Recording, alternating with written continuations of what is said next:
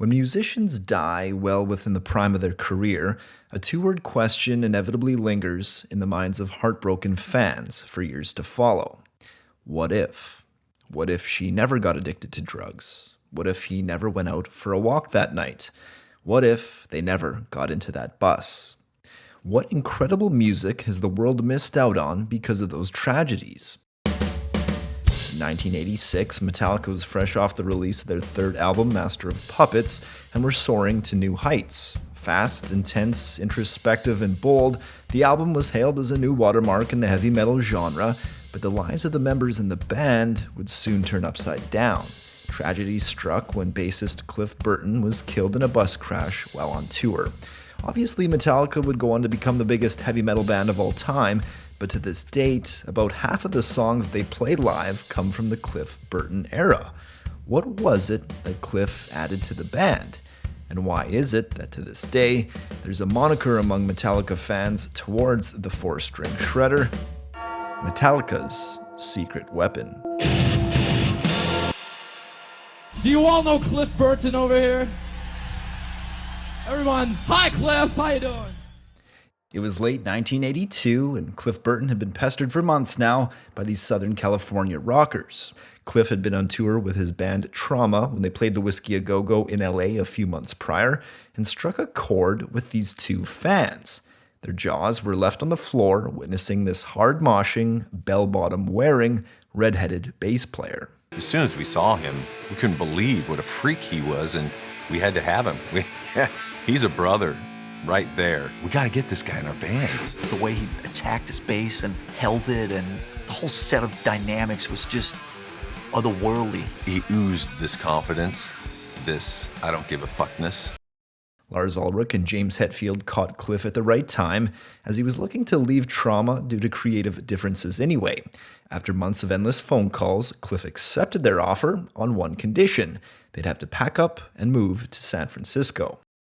I might not be touring the world in a band, but I do love to travel. To make sure I'm safe browsing the internet, I use today's video sponsor, NordVPN. Check out nordvpn.com/loudwire or click the link in the description for a special deal on the best VPN in the business. Staying safe online is an ever-growing difficulty, and you could be exploited by hackers. NordVPN allows you to change your IP address, making you harder to track and securing your privacy. If you're at a coffee shop on the River Seine in Paris and log into some bogus Wi-Fi network called Coffee Shop Free Wi-Fi, NordVPN will warn you. Plus, you could be the first in the world to hear all the newest music releases, like Metallica's latest album, 72 Seasons. Just change your address to Australia, log into Spotify, and you could brag to your friends that you moshed the newest Metallica record before they did at the regular midnight local release time on Spotify. So go to nordvpn.com/loudwire right now for a huge special discount. If you sign up for a 2-year plan through the link,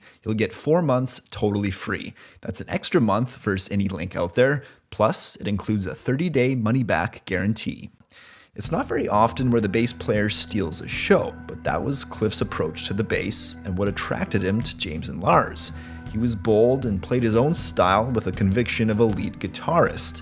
Nowhere is that more obvious than in a track James and Lars saw at that Trauma show, and one Cliff would take with him to Metallica for their debut album, Kill 'Em All. Anesthesia Pulling Teeth is a 5-minute bass solo full of overdrive and distortion not normally heard from a bass.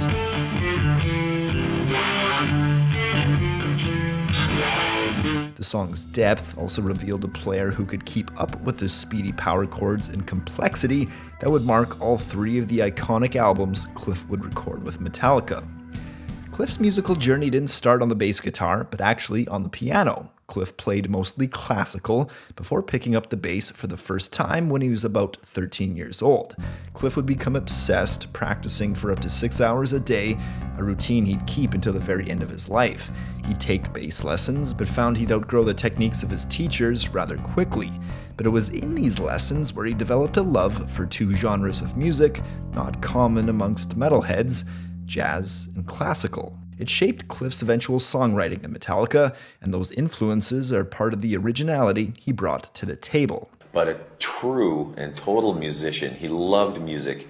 he was probably the only one in the band that had studied music properly, you know, going to music classes, studying theory, and he introduced harmony to me.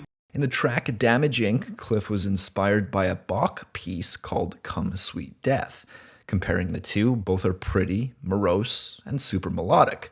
Listen to the similar swells.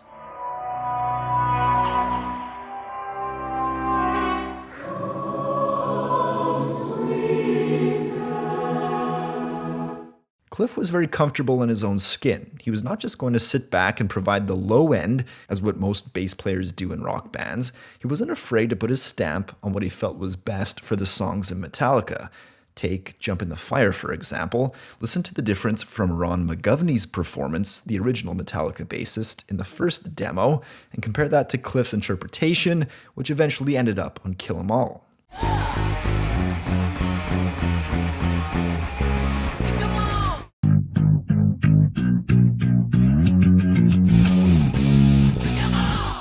Even though Cliff approached the bass as another lead instrument within the band, it didn't come at the cost of what was best for the songs.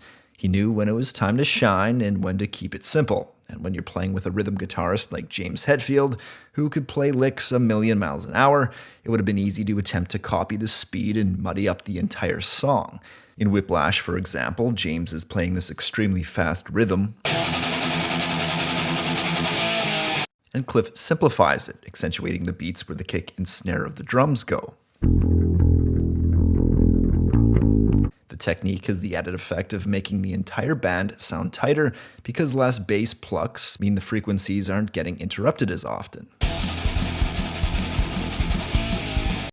As photographer Ross Halfin later explained, Metallica was very much Cliff Burton's band at the time, and 1986 was going to be the year he pushed Metallica to the next stage artistically. In many ways, Cliff succeeded. Master of Puppets, what many regard as the best metal album of all time, had just come out, and many of the songs that would end up on their next release, 1988's And Justice for All, were being fleshed out and had Cliff's fingerprints on it. We don't expect anything. We just go out and do what we do and try and please ourselves artistically. We don't sit back and say, oh, I hope we're big next year, or I hope this, I hope that. We just go and do it. Unfortunately, Cliff never saw this vision through, as he tragically died in a bus crash while on tour in Sweden in late 1986. Cliff was 24 at the time and had only been in the band for 3 years. And so begs the question, what if? What if Cliff didn't choose that top bunk in the bus that night? Or if the driver didn't hit that patch of ice on the road? Would Metallica's legacy be as rock solid as it is today? Would they still have made the much simpler, commercial-sounding, but globe-shattering Black Album? Or would they have faded into a niche band that doubled down on their thrash metal sound? Lars has even said it himself, Cliff's musical input had a huge hand in shaping the way him and James figured out how to write songs together, but that doesn't necessarily mean Cliff would have stifled their move to a more commercial sound in the future. So if you take things like From the Bell Tolls, like, you know, that melody, Fade to Black, the outro, super melodic kind of, I mean, that was all the stuff that he sort of brought to the table. If you take like Enter Sandman, we tried a lot of different stuff with Newstead, and then it was sort of like just thumping straight 8 notes. It just works for the song. So I don't think Cliff would have said, fuck you, I'm not doing that. His thing was just what's best for the song. Unfortunately, we'll never get the answer to what if. Regardless of the band's direction, one thing is certain: the heavy metal world and musical landscape took a huge hit with the premature loss of the legendary bass player. Whether it was the implementation of his classical influences, or playing bass like a lead instrument, whether it was not being afraid to write slower and more intricate songs, or hell, wear bell-bottoms on stage, Cliff was always true to himself, and to the artist he really was. Instead of mourning, we should be grateful for the impact he made, and the music he left us. We do what we want to do, you know. If they consider that selling out, then whatever.